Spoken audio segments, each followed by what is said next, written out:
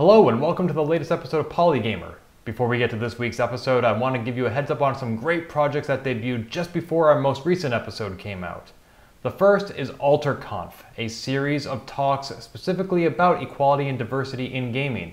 It's a mini conference that is roaming across the country, hosted by Ash Dryden, who you may have heard interviewed recently on the Less Than or Equal podcast.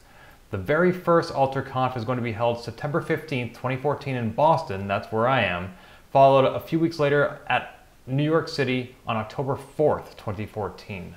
Now these talks will be also held at Atlanta, Austin, Boulder, Chicago, Montreal, Seattle, New Orleans, Philadelphia, all around the country, so check out alterconf.com for more information. These talks will be only 3 hours long in the evening, so they're very accessible to those in the working class like me, and they will feature a variety of talkers going beyond just Diversity 101. Full disclosure that the Boston event is partially sponsored by the Polygamer show. The funds that we have donated will be used to pay speaker fees and to purchase video equipment so that the talks can be recorded and shared with the rest of the internet. Another event that just occurred is Matt Kahn, who is the first guest on this show. I said last time that you should support him on Patreon. You should also support him on Kickstarter, because he has announced that there is a future for GamerX, the gay gamer convention in San Francisco that he's been running for the last 2 years. That future is GX. It is not just for gamers, it is for everybody. Gaming is for everybody. And GX3 will be held next year and is currently on Kickstarter and making a lot of money toward its $80,000 goal. It ends in the next week or two, so check it out soon. Another project that just got released is Anita Sarkeesian's latest video in the Feminist Frequency series, and that is Women as Background Decoration Part 2. There will be a link to all these things in the show notes. Now, of course, anytime Anita releases a new video, the trolls come out of the woodwork and there's a lot of harassment, especially of women in the gaming industry. And that compounded with some other recent incidents in the past month, resulting in what has been becoming known as Gamergate. And we will not be discussing that incident on this show because it is just such a vile and repugnant topic that I don't see that we have anything constructive to contribute at this time on that topic. However, if you do want to hear some intelligent and rational discussion, I encourage you to check out the Isometric podcast. It is co-hosted by Brianna Wu, who was on my PAX East panel on feminism and gaming, Maddie Myers, a Boston-based journalist who will be speaking at AlterConf, Georgia Dow, a gamer and psychotherapist in Canada, and Steve Blevitz, who you can find on Twitter as Wicked Good. I highly encourage you to check out that show. It's a fantastic podcast. Thanks to them also for linking to my interview with Matt Kahn when they were discussing GamerX3 or GX3. And let me pay that forward with another link back to an interview with Matt Kahn when he was discussing his upcoming indie game, Read Only Memory, with James Bartholomew of the Indie Investigations podcast, a podcast that looks at the indie game development scene, much like my own podcast, IndieCider, does. So with all those resources out of the way, again, check the video description for the show notes and links. Let's get to this week's episode, which is with one of the guest speakers from the upcoming AlterConf. We had to record the interview on Skype, so again, you won't be hearing or seeing much of my mug, rather, but the audio on both ends came out fantastic, and the discussion was wide-ranging on topics of cultural diversity, gatekeeping, representation, and white privilege. So enjoy this week's episode. Today, the Polygamer podcast is introducing the world to Khadeja Merenkov, a community manager in the indie game scene and also an independent voice actor. Hello, Ka. Hi, how are you doing? Fine, how are you? I'm great, thank you.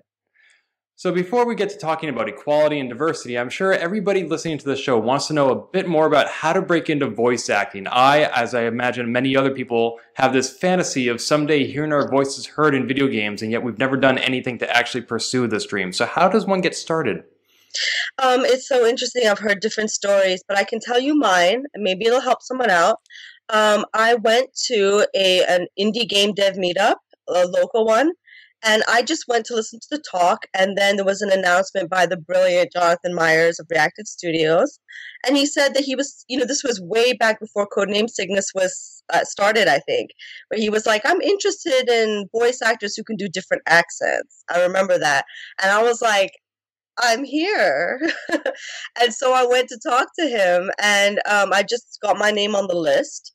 and he reached out later, and he was impressed by what he heard on a Skype call that I did with him. And then since then, I've had a pretty good relationship with him. I've been in a couple of episodes of Codename Cygnus now, and then he sort of pimped me out to Lantana Games for Children of Liberty, which was really awesome. So really, it's about meeting that person, answering the calls, I guess, and then keeping up that relationship. Like, I did email him a couple of times, like, hey, I'm still around. How's Codename Cygnus, you know? And that's pretty much how it's been going for me. And you've since developed a demo reel for anybody else who wants to hear your show? Yeah, I have. It's on my website, which is under construction still, khadejasvoices.com.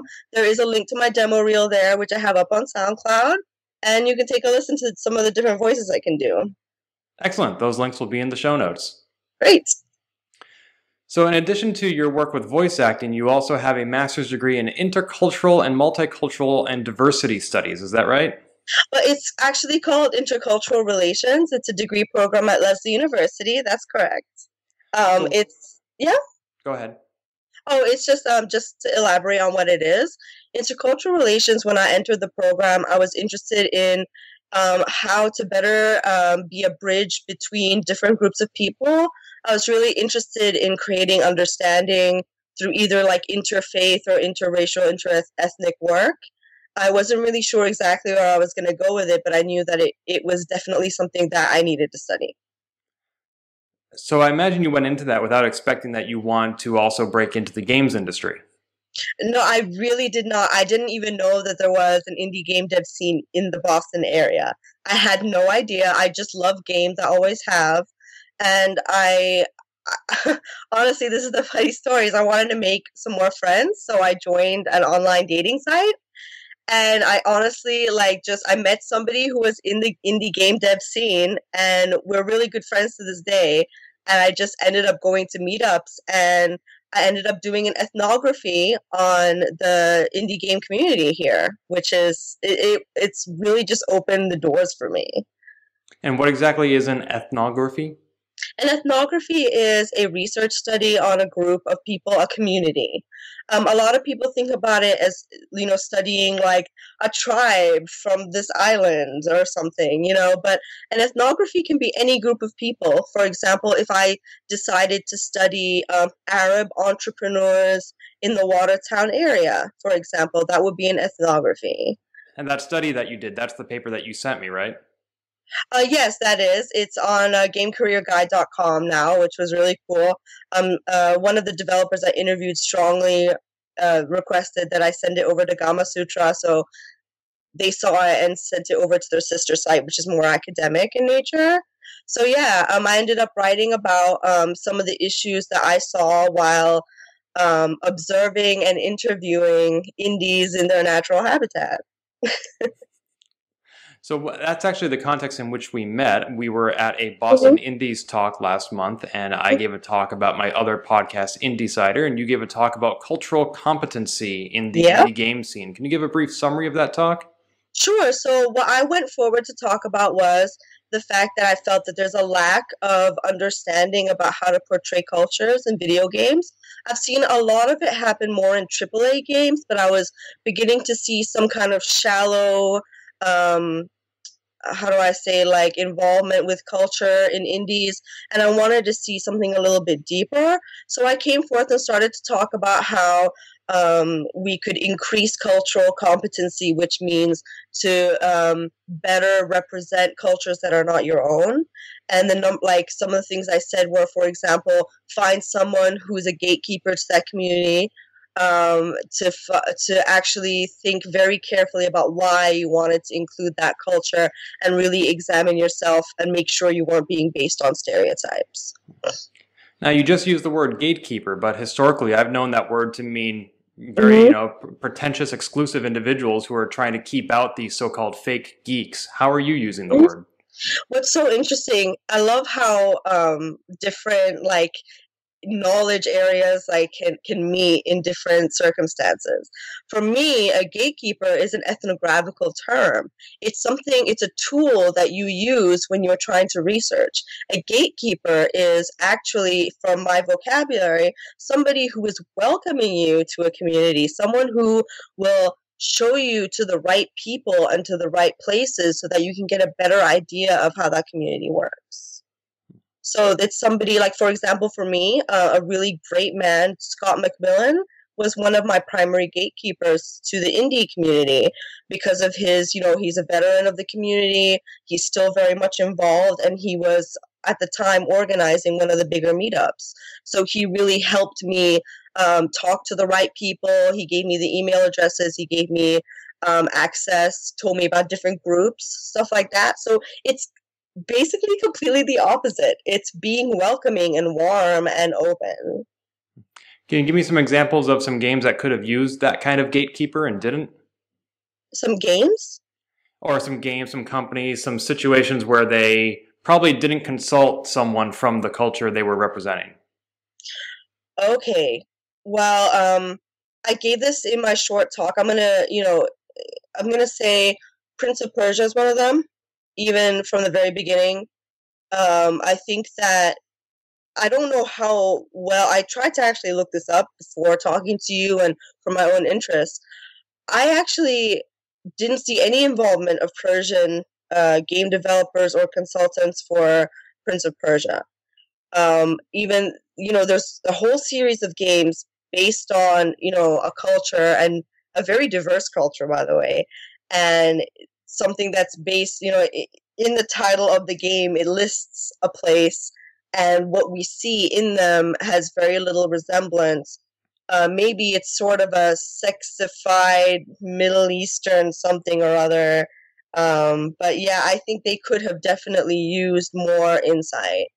I also believe, although I enjoyed when I played of the game, Assassin's Creed 3 with the Native American character, or the half Native American character, and the whole American setting, I believe that there has been a little bit of criticism stating that they were not quite specific enough, and they were a little bit too diluted. Their culture was much too diluted in that game.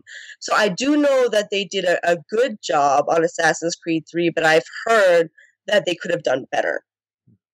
So is that to say that developers can't take certain creative or artistic license when representing these, these cultures in these fictional fantasy games? It's difficult to talk about, but it's like yes and no. Yes, it is very when you try to extrapolate from a culture, you can do much more bad than good, especially if what you're extrapolating from is an extremely generalized place. I'm trying to think of a specific example right now, but I can't think of any right now. But it's sort of like if you wanted to make a game about China, for example, but you based it on very huge stereotypes of Chinese people that are believed here in the US. You extrapolate from there, and you might come up with some very imaginative but kind of horrifying things. Whereas if you start from a foundation of truth, of understanding, and you extrapolate from there, I'm sure you can come up with some beautiful things. For example, one game that I know is critically acclaimed, and I haven't heard any criticism of, except for the actors they chose, is Jade Empire. Based on a mythology that is not of the developers, but they extrapolated from there and created some very interesting world, interesting combat, interesting visual design. All the criticism that I have heard as of yet is that they chose mostly white voice actors, which is it's also problematic because you're not including the community in ways where they could literally have a voice, if that makes sense. But if somebody can do an accent, does it really matter what culture the person comes from as far as voice acting goes? Mm-hmm. See, that's something that I'm struggling with myself because I can do great accents, but do I have the right to do so? It's a struggle that I have because I don't want to make fun. I want to create something that's more authentic, but at the same time, why couldn't you just hire a person of color who belongs to that group? Are they not there? I mean, if it's a question of, resources, I can kind of understand it. But I'm thinking, let's say you're a huge AAA studio and you can hire Megan Fox, but you can't hire an Asian actor who fits that role. I kind of think there's a little bit of laziness going on, if you understand what I mean. But at the same time, let's say that you're casting a movie and for you put it in the description for the cast and for the roles, only white actors need apply because let's say the movie calls for that for some reason. That would be seen as exclusionary. So is it sort of the same problem if you're only saying like only Asian Americans need apply or only Persian actors need apply? It is not the same situation in my eyes. White people are given the chance to be basically any culture. We've had them play different roles, and yet we do not include actors even in film, in the places where they should be. We do not include the actors of that culture. I'm not an expert on casting, but I'll say that better decisions could have been made. Another jab at Prince of Persia is Jake Gyllenhaal as the Prince of Persia. It's so silly. They could have done better. They were aiming for the big bucks rather than for something meaningful. And, well, did that film get good ratings? Not really. I'm not trying to tell you that by having that role played by a certain person would make the movie better. I think there's a lot more going on there, but you're lacking something and you're trying to fool your audience and you're teaching them the wrong things. And I think that people must take responsibility for that. In the end, it's a question of fairness and it's a question of, of truth. And living, I don't know how to explain this very well, but it's a question of integrity. Why not treat your work with integrity? You said that they're teaching the audience the wrong thing. What sorts of things should they be teaching their audience? Well, for example, what does that culture have to offer? Are they, for example, it's very easy to label a group of people that look a certain way as good or bad. One example is this new movie, Exodus, that's being made by Ripley Scott. A lot of people are talking about the casting decisions there. The main actors are white. The background actors, the shadier characters are black. What does that teach an audience? It's extremely clear. If you're trying to tell me it won't affect people of color or it won't affect the way that white people look at people of color, I'm sorry, but it does. It does. It infiltrates our subconscious. That is how we collect information. It's by what we see and what we hear and what we create. Let's go back to Prince of Persia for a sec. That is obviously a work of fiction. Even, at no point in Persia's history am I aware of magical artifacts with sands of time that rewind and reverse time and the like. So if you're going to have that sort of a fantasy element in there, where do you draw the line of saying, this part of the movie needs to be accurate to history, this part does not? Why not just take the whole thing as a work of fiction? First of all, you're naming a land that exists. So it's not exactly 100% a work of fiction in the way that I'm going to describe it now, okay? So we base a lot of magic and awesome stuff from the medieval times, for example. There is a layer of authenticity in the way that people live their lives, in the way the characters are portrayed. We kind of have in our knowledge base, we understand how that world works, and we extrapolate from there. That has been done much better because it is a mainstream white sort of history that we all know. But when you take the unknown and you take the exotic and you extrapolate from there based on some shoddily put together stereotypes.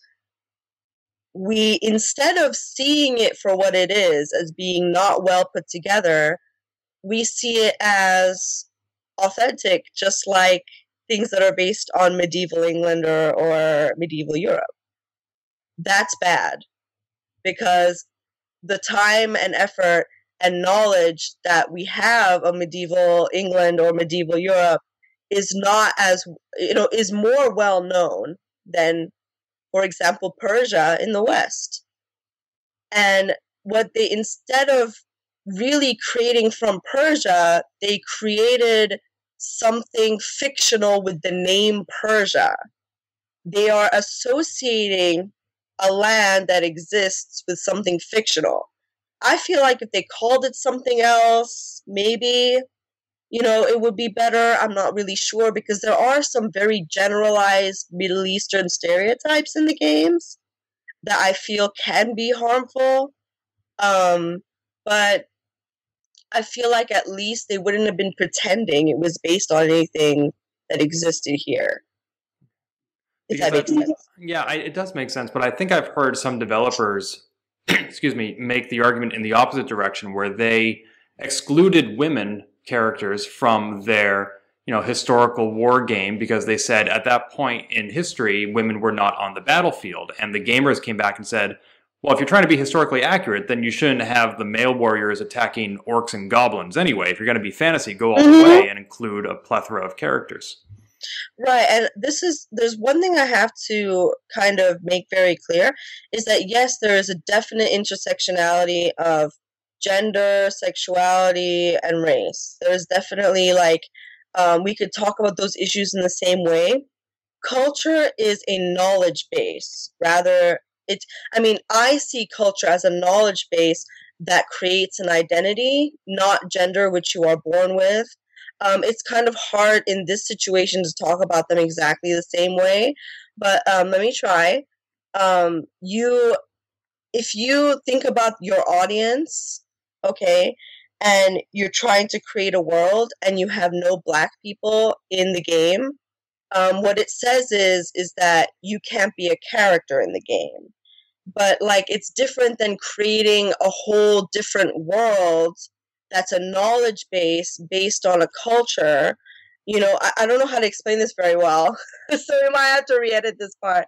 But it's give me a sec. So world versus character are two very different things. When you're creating a whole world, a whole set of behaviors, it's very different than the people who look like those people playing those roles. I think I completely agree with the side that says add women in there because there are women gamers. Add people of color in there because they are also gamers. And you are entering them into a culture that you created. And that culture can't be based on things that are shoddy, on information that is untrue and that is detrimental to a people, because untrue is not nearly as bad as detrimental. We don't want to reinforce negative images of people. And that's what ends up happening, is that you create misunderstanding with the art that you create. And I think that maybe some developers don't yet understand the effect they have on others globally when you misrepresent a people. You do not misrepresent a people by having different looking people in a culture. You misrepresent a culture when you have the behaviors and the aesthetic and the ritual all wrong, if that makes sense. Mm-hmm. When I last saw you, we chatted a little bit about Star Trek. Have you gotten into Deep Space Nine yet? Not too much, no, unfortunately. You're missing out. It's probably my favorite Trek series of them all.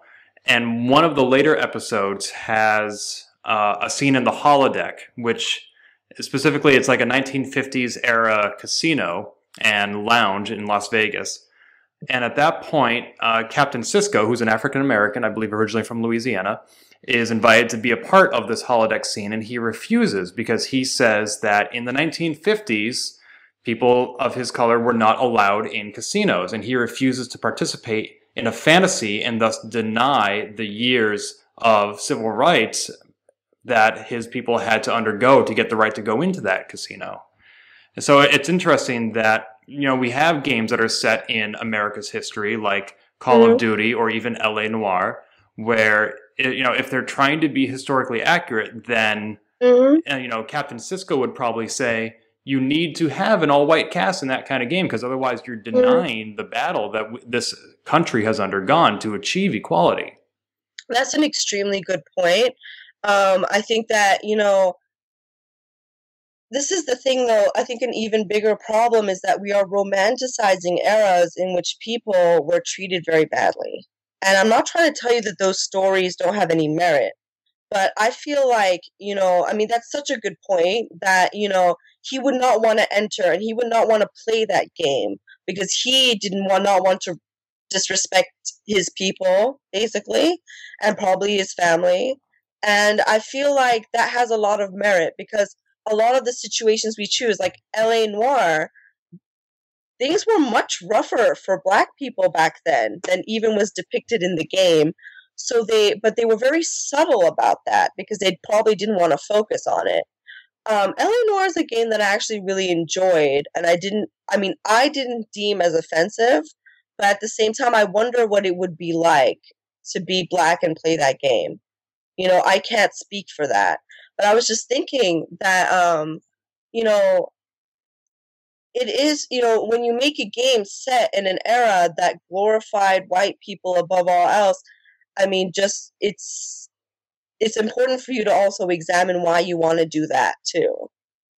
There's a lot of people who think it's interesting that there's a lot of role-playing games set in sort of the 20s, the roaring 20s, and I actually do know somebody who did not want to play in that LARP because she felt extremely uncomfortable about the way that certain people were treated during that time, but there are plenty of people playing those games today. And why? Because they can ignore the power they have over others and they can ignore the oppression that they put over others. It's a very tricky place. It's a minefield. Yeah, absolutely. Yeah. There are certainly no clear-cut answers when addressing issues like these. That's the bottom line. I wish I could tell you that, you should do X, Y, and Z and everything will be fine. When that's not the case. Everything that you do, you have to question. Everything you do, you have to analyze and examine why. And I think that's cultural competency, is being like, I'm going to think about why I want to do this so much. And I'm going to think about how I can do this with least harm. And that's very difficult. That takes a lot of energy and a lot of time. And I feel like that's why people tend to try and ignore it. And even when you do try to diversify your game's cast, there are better and worse ways to do it. You mentioned the use of exotic characters in games, but I understand that you find the word exotic to be problematic. Yes, very problematic. Whether you are raising someone up on a pedestal or putting them under your shoe, a stereotype or a generalization is harmful. The fact that, there are some characters in games that look different than the white whatever ideal. They are either put in there for ridicule or they're put in there as an object, an exotic object. It's the objectification of bodies, and that's very problematic. I see it a lot with I've done a lot of work on mixed race individuals, and especially those who are half white, and how they are exoticized by the people that they meet unintentionally or intentionally because they have a bit of exotic and a bit of the familiar, especially to white people. But that's not why people exist. People do not exist to be pleasant for you. So, yes, I do have a very big problem with that word. Regarding people who are of two cultures, I will empathize with the story of when I was in grade school playing Dungeons and Dragons. I created a character who was a half elf, not because I found that to be exotic, but because as a kid being bullied, I didn't really feel like I fit in anywhere, and I wanted a character who I could empathize with. So somebody who's a human has the human community, someone who's an elf has the elf community. A half-elf is sort of ostracized by both, and I wonder if maybe, characters who are sort of at the intersection of two cultures, and perhaps as a result existing in neither, are something that gamers, or the traditional stereotype gamers, can empathize with. I don't know if everyone can empathize with that. I mean, obviously you could, but other people, I mean, I don't know if it's the same in every edition, but the last time I looked at half-elves in D&D specifically, they had a charisma bonus for being exceptionally beautiful. And isn't that just a beautiful form of of being exotic, of being how that's supposed to be positive? But as you point out, it can be very negative.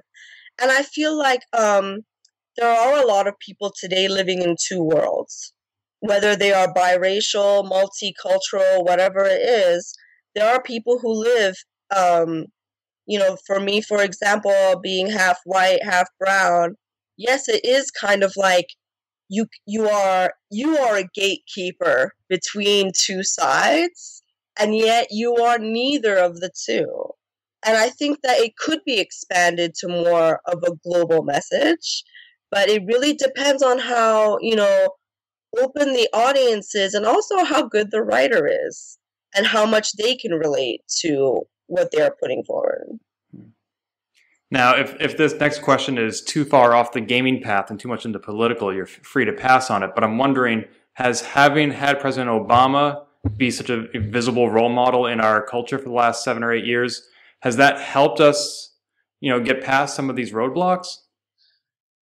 For mixed race people, I don't really think so. I have not perceived, I mean, what I usually hear is not an understanding of what it means to be mixed. It's more, is he black or is he not really black? I mean, it does show that the issue is arising, but most people seem to default that he is black until a certain moment where he does something that someone doesn't like, and suddenly he's acting white.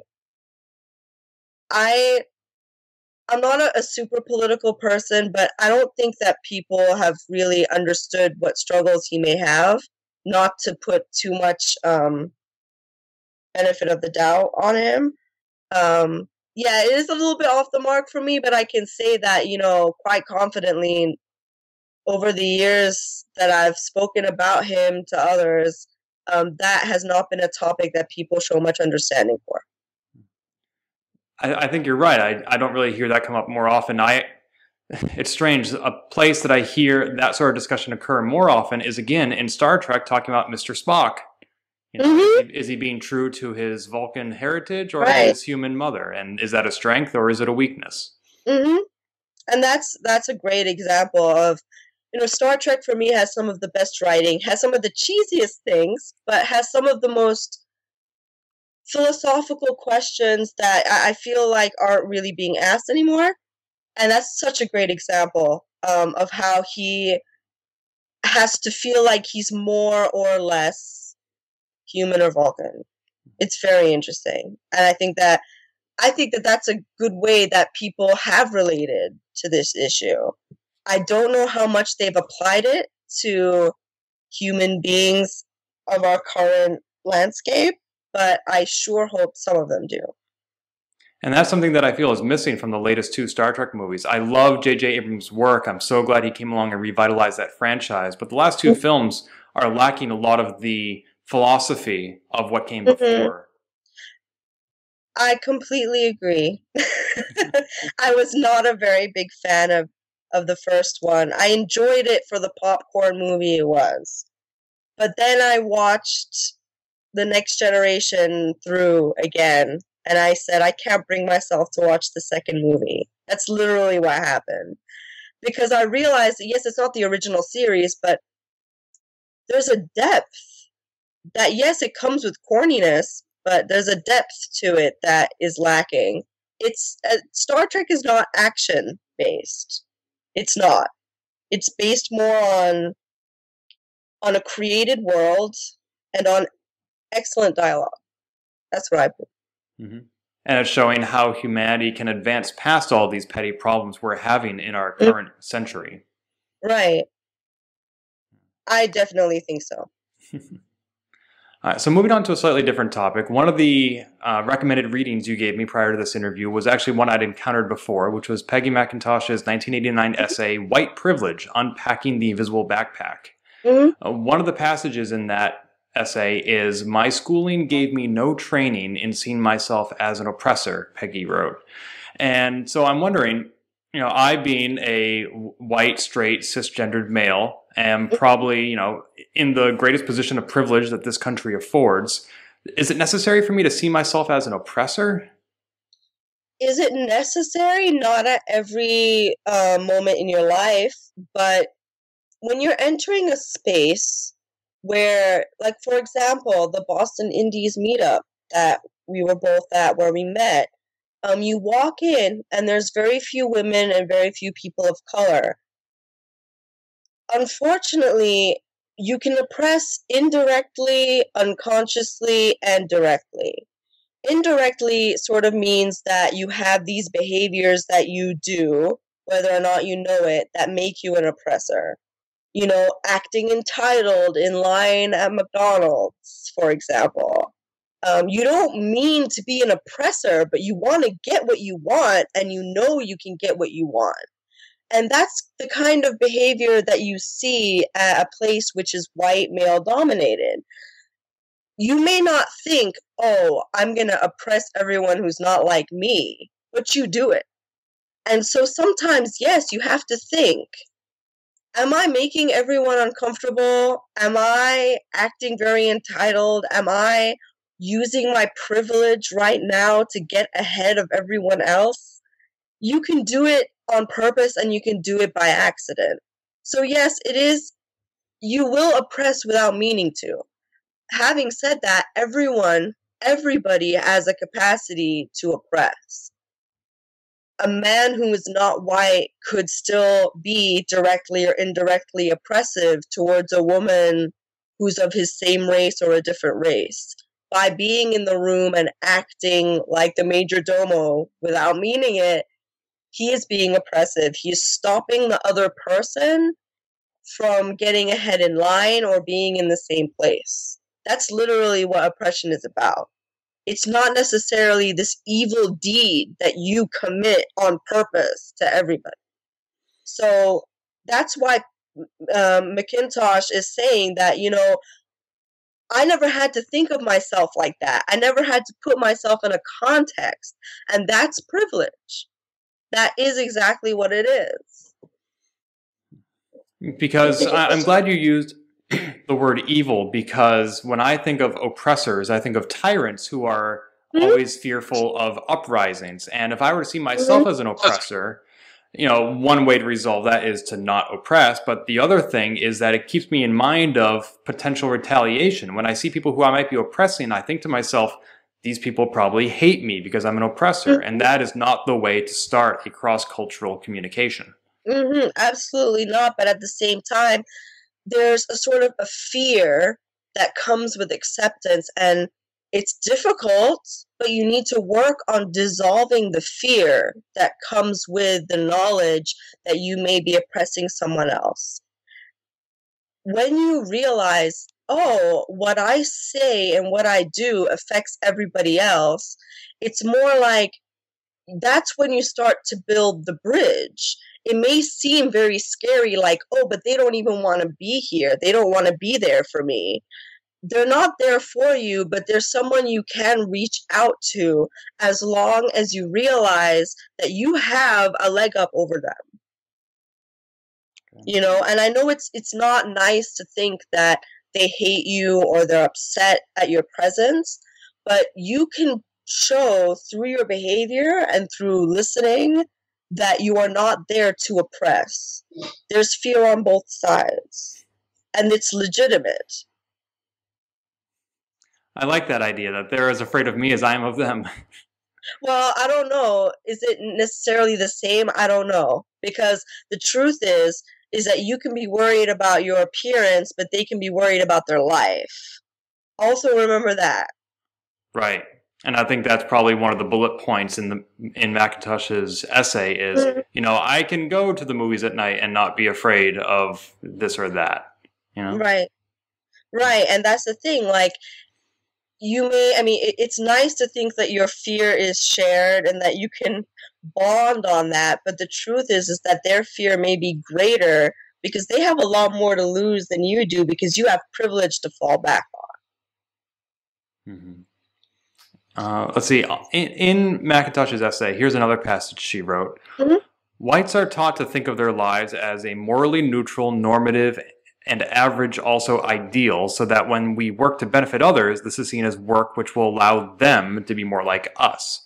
Now, I get from a cultural perspective that we don't want to make them more like us, and that we should celebrate our differences and our cultural diversity. Mm-hmm. But at the same time, trying to make them more like us, in the sense of privilege and equality and access, isn't that what we are trying to achieve? Don't we want Mm-hmm. everybody to have the same privilege that straight, white, cisgendered males have?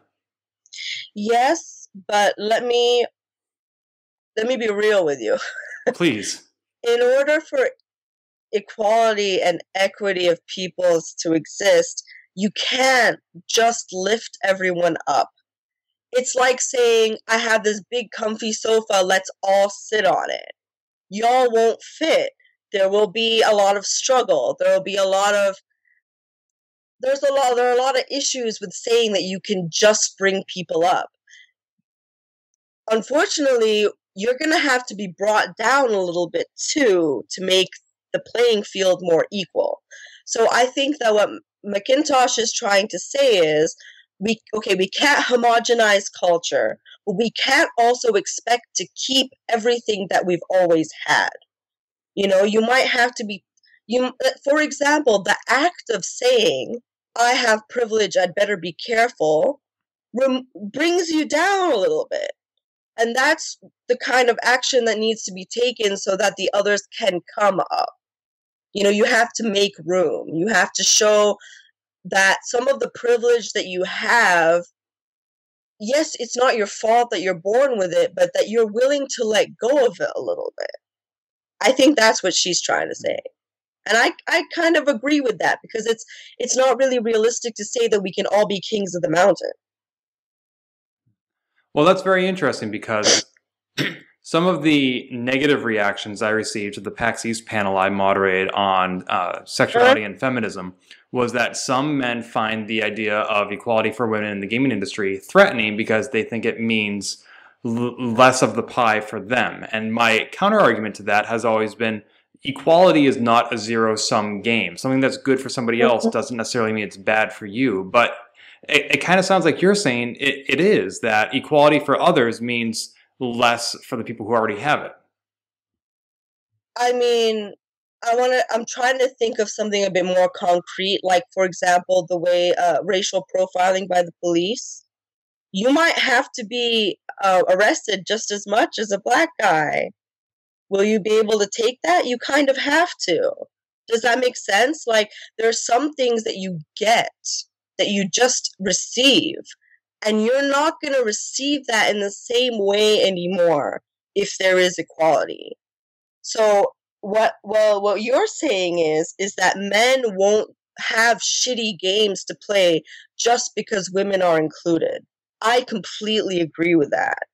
Okay, but in the larger scale of people and the world, some of the money is going to be distributed, and think about it just like that. Some of the wealth is going to change if people have more equality.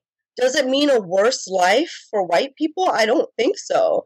But it means that perhaps they will lose a little bit of that in order to bring some other people up.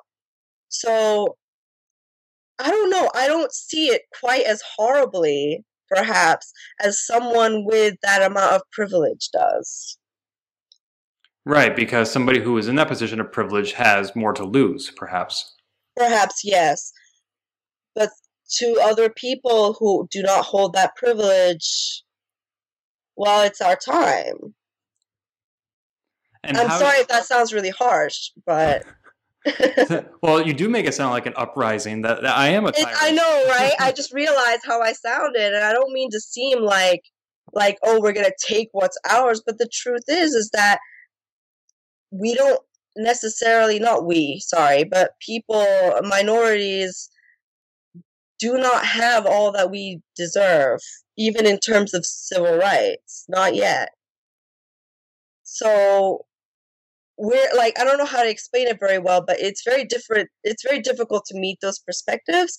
I don't want to tell you that you deserve to have nothing. That's not what I'm trying to say. I'm really not. But what I'm trying to say is that, it's not the end of the world to lose a little bit to gain so much better for everyone else.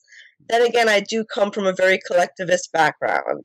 So maybe that's one reason why I'm not that scared of that happening.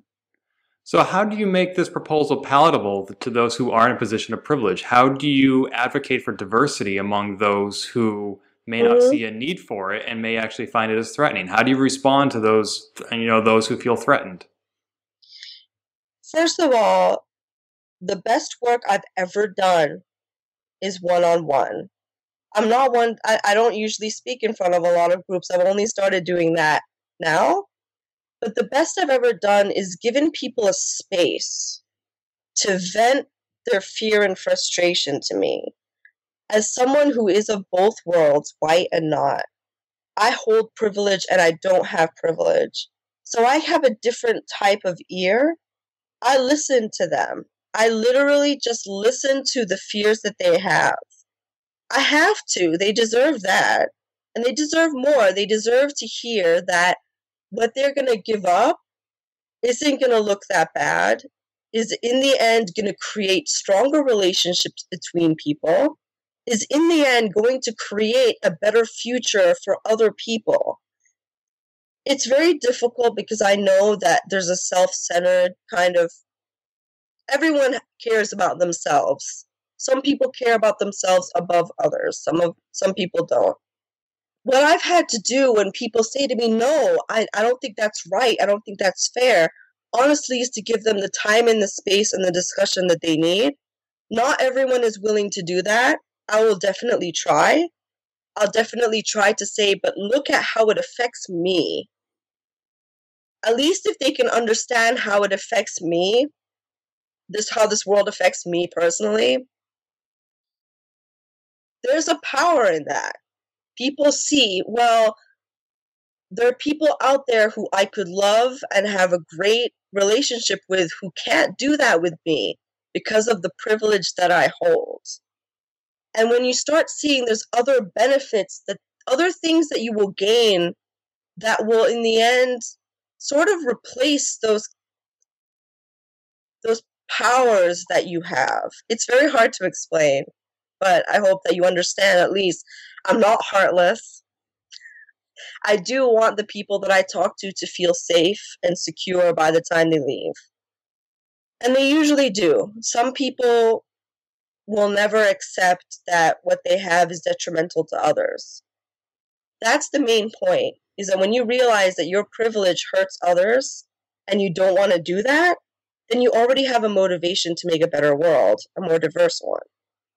But that doesn't necessarily mean sacrificing your privilege. It just means using it, I hope, for the betterment of others. And that's the thing, is that right now, you can't get rid of privilege. You can't. And that's okay. But yes, it's definitely about using it to help other people. How you do that, though, is coming back to cultural competency. In order to help people, you have to listen to them. You have to use them as the gatekeepers I was talking about. And you have to ask yourself why you want to use them. And make sure that you're not literally just using them. But in the end, using your privilege to benefit others is the best legacy you can leave behind. Well, I hope that, I know that you said your best work occurs one-on-one. I hope that your new tack toward public speaking and podcasting is also proving effective. I hope so. I mean, so far I've been getting a lot of positivity, and I'm going to be speaking soon at a couple of places, and it's very exciting. I am a little bit worried, I'm not going to lie, but as much of a challenge as it is, I have to try. and reach at least one person. And one of your upcoming speaking engagements is AlterConf? That's right. I'm very excited about that. It's an evening conference in Boston. I'm going to be speaking about, more specifically, the ethnography that I did. Talk more about how literally what I saw in the community was reflected in the games, and how I believe that diversity of the community could have created more diversity in games from my research. Excellent. And one other project you've worked on that I want to discuss, which is a slight tangent from everything that's come before, is your Twine adventure called Jinn Story. Is that correct? That's right. Yeah, that's right. I played this Choose Your Own Adventure title in my web browser, and I couldn't help but wonder how much of it is autobiographical. Some of it, not all of it. Purposefully, I did not want to include every aspect of my life in there, but there's some things that, you know, the reason that I created it, by the way, was because I went to a talk at Women in Games Boston, and Kaylin Sandel, I hope I'm saying her name right, gave this great talk about the importance of diary games, which is where you create, you know, a game based on your experience. You know, like, you know, she's created some of her own. And I decided that I might as well sit my butt down and complete a game that was based somewhat on my experience, as much as I wanted it to be. And then I realized when I was making it that I wanted to share it. So I did, you know, curate myself and add in aspects of things that were helpful to the story, you know. And yes, it is very much me, even if all the facts aren't there. And so if this is an empathy game, what is it that you want your audience to empathize with?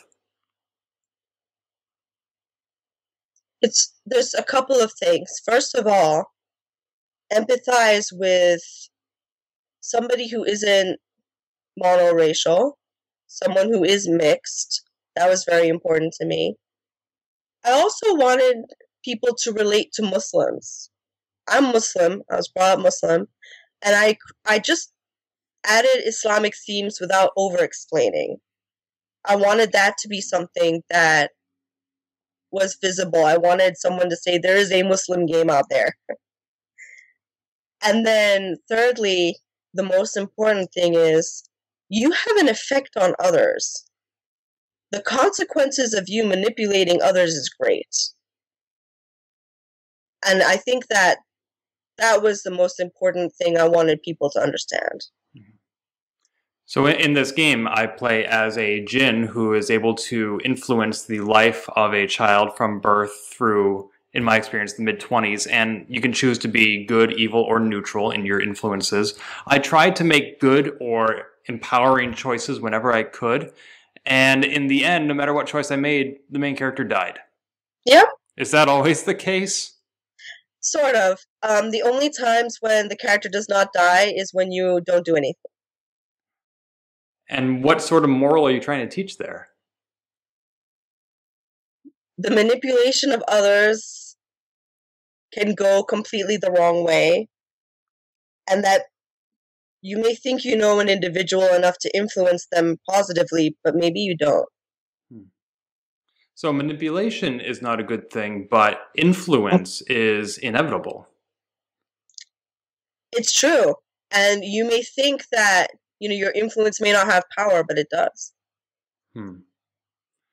Well, great. Now I'm afraid to do anything. No. I'm paralyzed. Thank you. It is a scary thing, and it's a very personal game.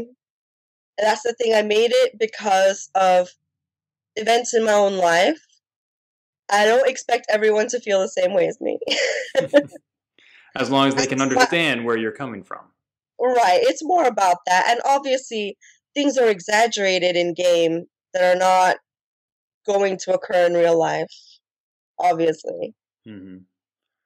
Wonderful. Well, we've discussed so many different topics today. I think this is the interview for Polygamer that has probably ranged the farthest from games, and yet it all still ties back in. Absolutely. Is there anything else you want to bring up? Um, I know you're an expert on a variety of other issues, including body shape and size and how that's represented in games. sure. And that's not a topic I brought up today because I think it's a topic that Mm, warrants an entirely oh, yeah. standalone interview. Oh, absolutely.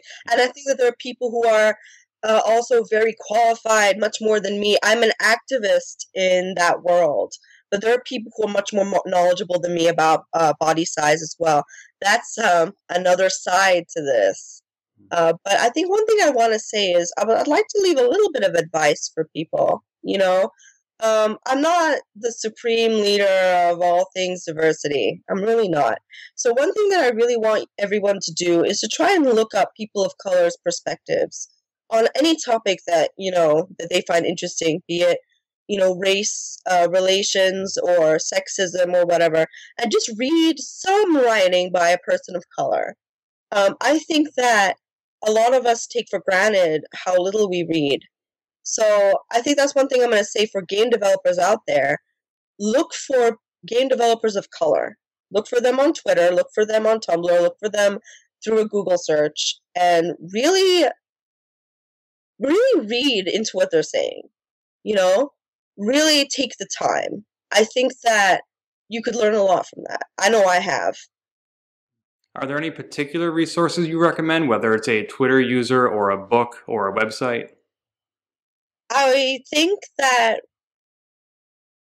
the best thing, honestly, is for you to go and look for what you find interesting. One person, I mean, I'm thinking, can't remember his name. It's annoying, but there's always Darius Kazemi, and there's Rami Ismail. That's a couple. There's Manveer Hare, who works for, I know he's working on Mass Effect, and there's a few others I'm sure you can find. Just take a look. They're out there, and they're not that hard to find. Yeah, Darius is somebody I mentioned in the first episode of this show as having resigned, I think, from the IGDA after an inappropriate party that was held. And I most recently saw him last month at the 7th annual Game Loop in Boston, and he and I also went to college together. Oh, wow. Yeah, small He's a world. great resource. Yeah, I understand he's starting to step away a bit from games, but I hope that before he does entirely, we can get him either onto this show or something else. Well, I know that he's just recently written a book about Jagged Alliance too. So, that was published by Boss Fight Books, which is a Kickstarter I backed, and I should be getting my copy of that book in the mail shortly. Oh, awesome! Great. I'm looking forward to getting my copy soon too.